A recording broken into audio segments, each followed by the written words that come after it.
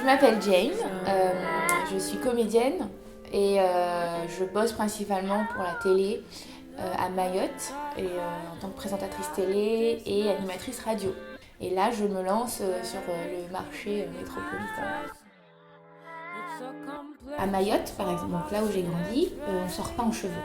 Comme en France dans les années 30, on ne sort pas en cheveux. Il faut sortir coiffé, avec un truc sur la tête. Enfin voilà, faut pas sortir avec l'afro. Ça n'existe pas. Ça n'existait pas jusqu'en 2012 quand je suis arrivée, donc avec mon afro.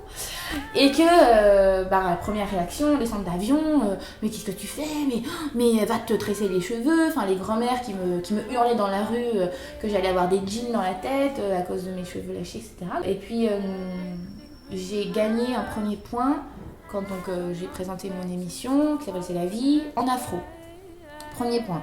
Deuxième point, j'ai tourné plein de pubs et les publicitaires me demandaient est-ce que je garde mon afro.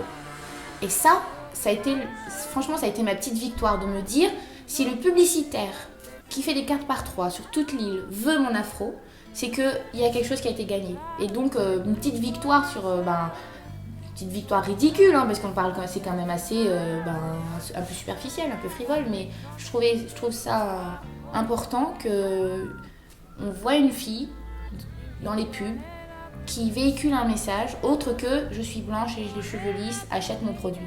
Là, c'est je suis comme toi, j'ai un afro, j'ai la peau un peu noire, achète mon produit. Du coup, l'appel est quand même vachement plus fort et on se retrouve.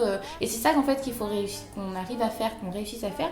En fait, il faut qu'on propose un monde dans lequel tout le monde a sa place. Et donc à Mayotte, je suis très contente parce que du coup, aujourd'hui, quand je vois des annonces de casting passer, quand je vois les nouvelles pubs, etc., les filles ont les cheveux lâchés. Et il y a de plus en plus d'afro en couverture, de magazines, en photo mode, en photo pub. Il y a de plus en plus de filles en cheveux afro.